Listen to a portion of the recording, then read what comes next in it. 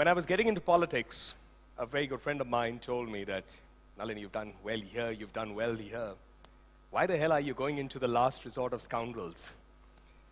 And then I, over the years started trying to see on the internet, and it's amazing. It's really amazing the amount of definitions and humorous quotes that you'll find on politicians. And astoundingly, politics is really the highest area where you can take decisions.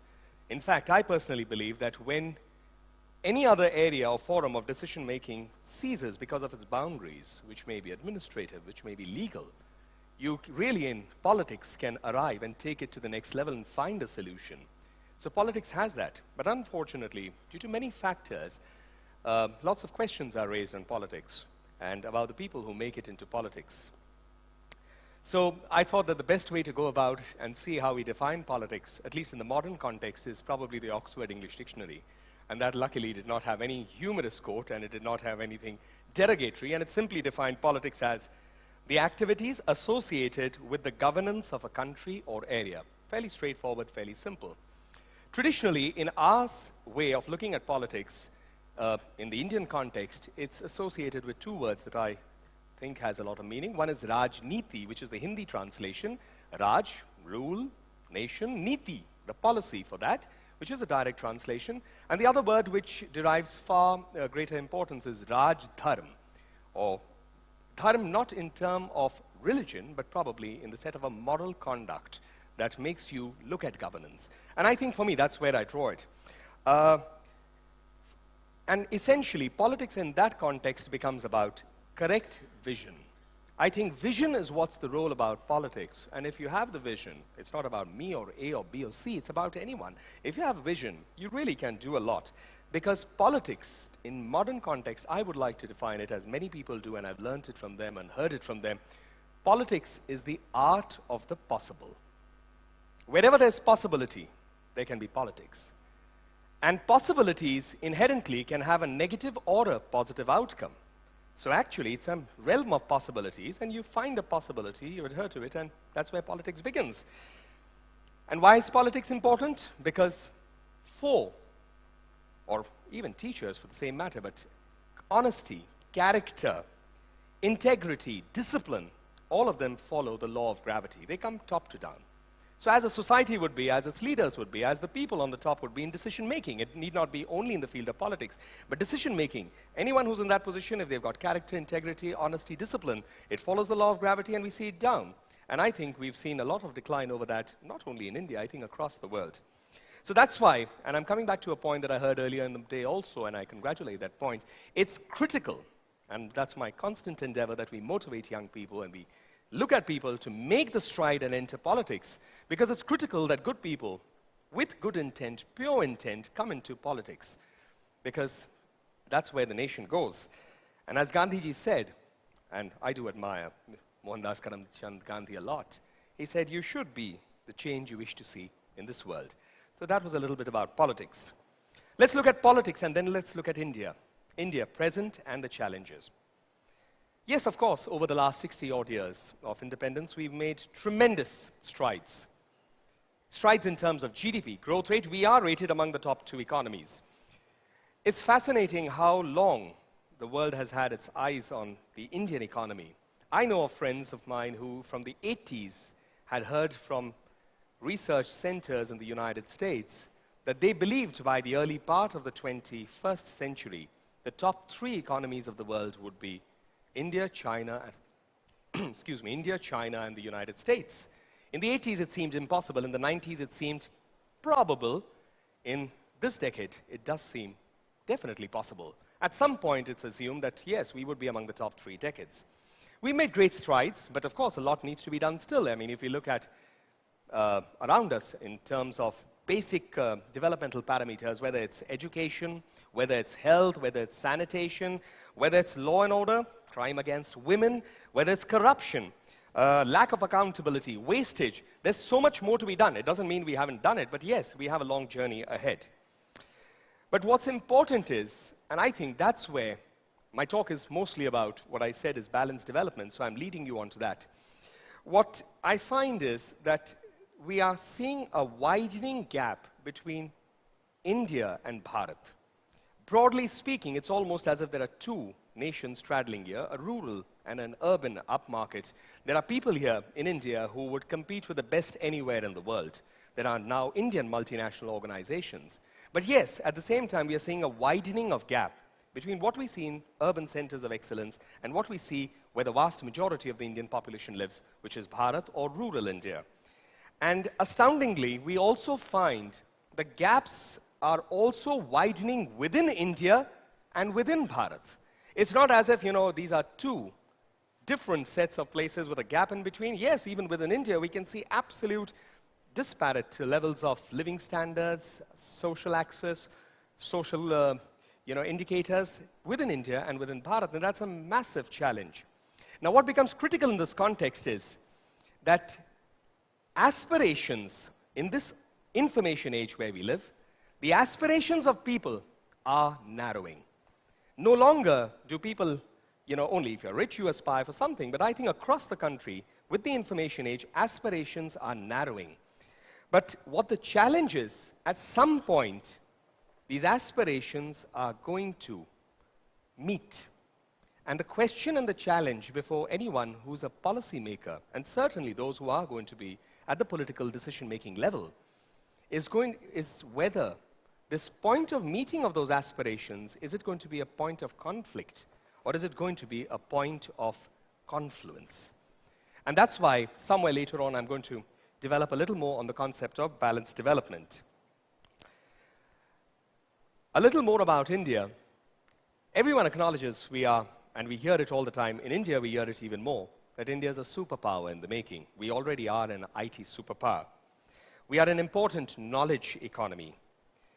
But in going to the next step, which is being acknowledged as a superpower, being a developed, not a developing country or an underdeveloped, we move from an underdeveloped to a developing, and now we need to reach into the courts of what's called a developed country. The key question is going to be, what path should we adopt?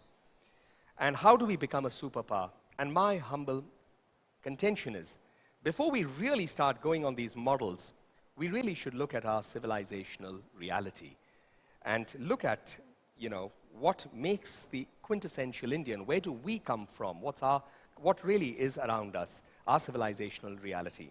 So I'm going to get back to two more definitions. Civilization is the society, culture, the way of life of a particular area. And the second definition is something that I'm going to focus on more.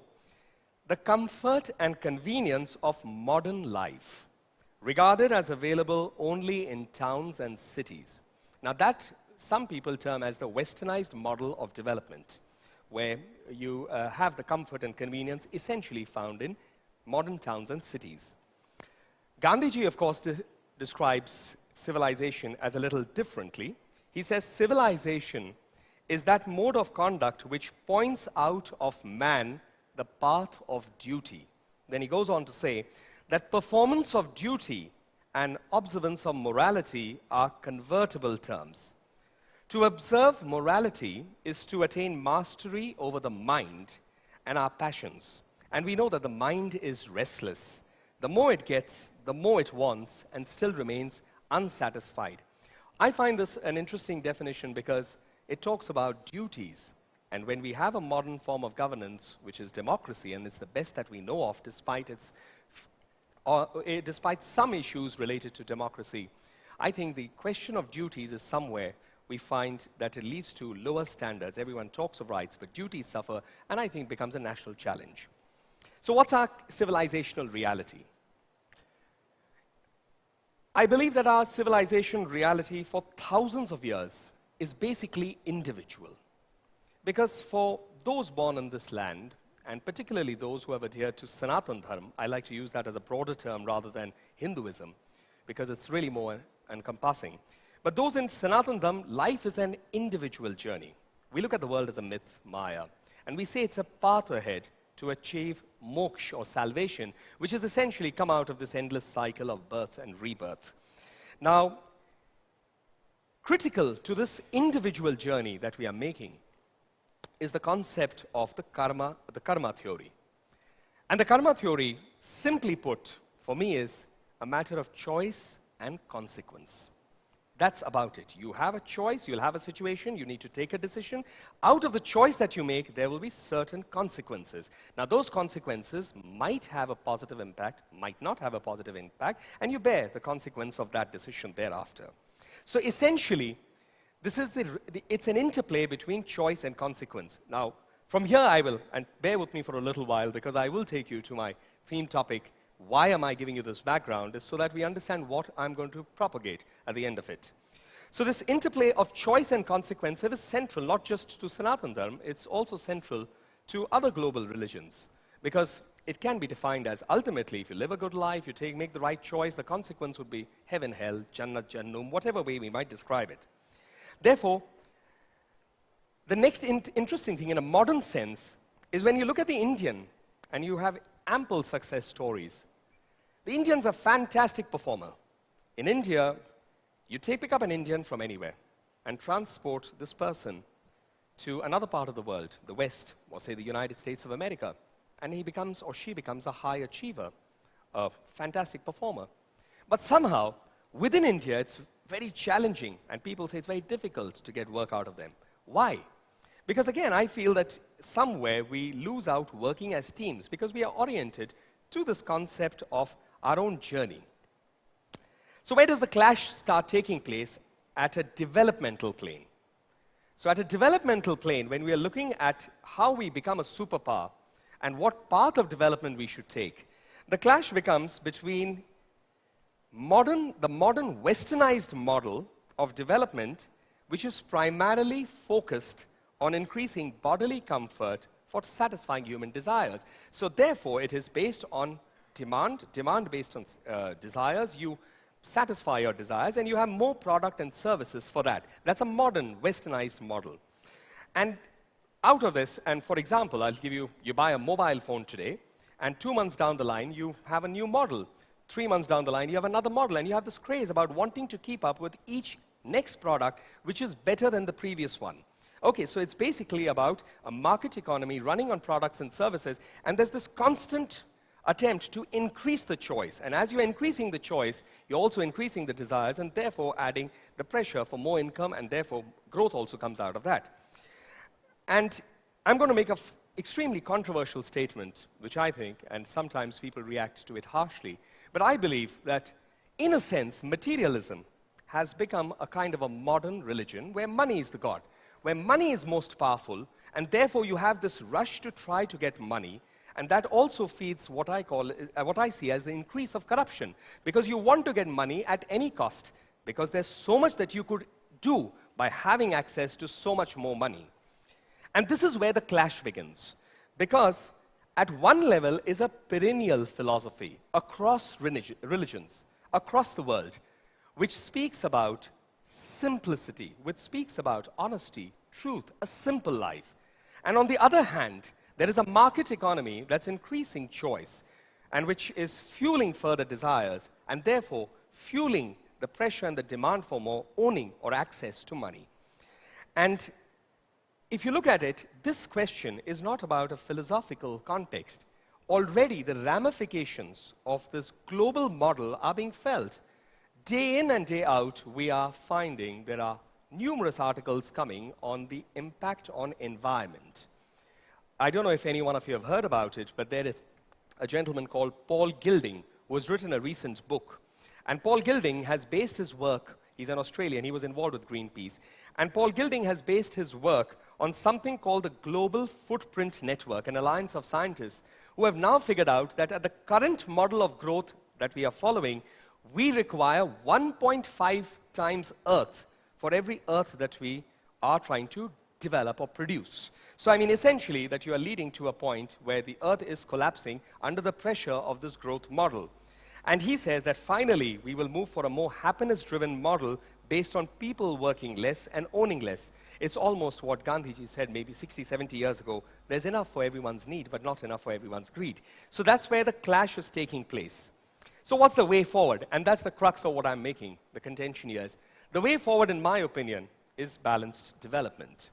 And balanced development for me is not, certainly not, a rejection of A model or B model. It's not at all a rejection of the westernized model or that we should go on to a life of great simplicity, but it's merely looking at our ancient thought process of simple choice and consequence. So I'll give you some concrete examples.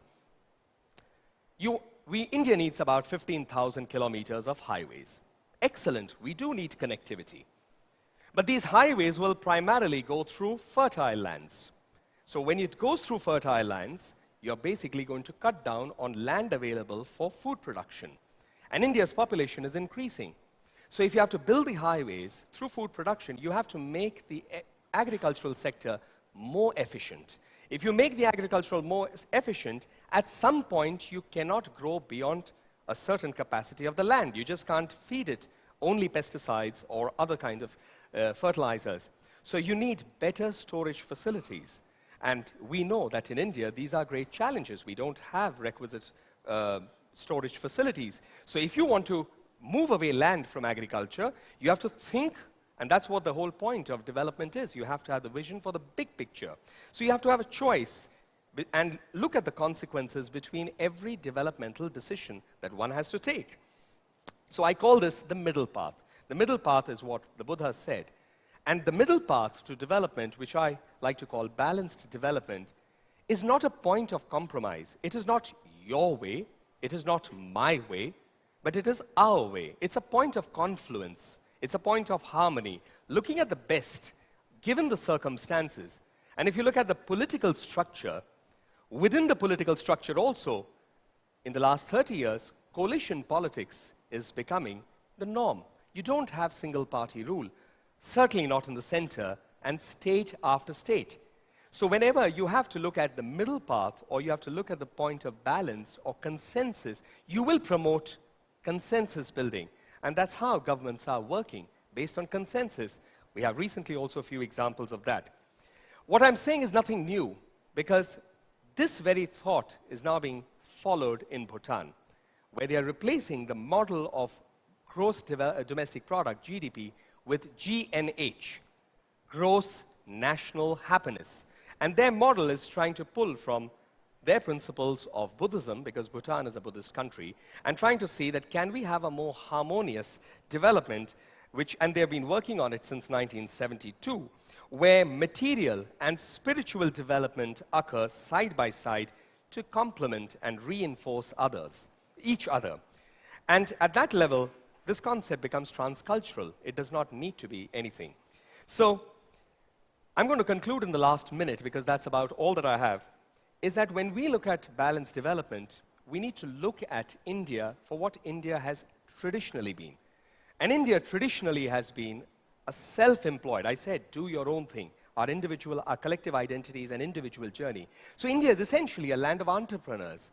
So if you look at it, in the morning session, we were talking about 100 million people being artisans. But look around you, the thadiwala, the khomchawala, the pheriwala, everyone's an entrepreneur.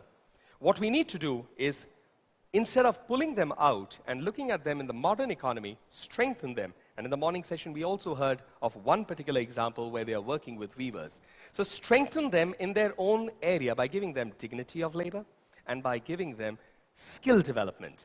Because if you look at the inherent intelligence levels that are there, it's wonderful.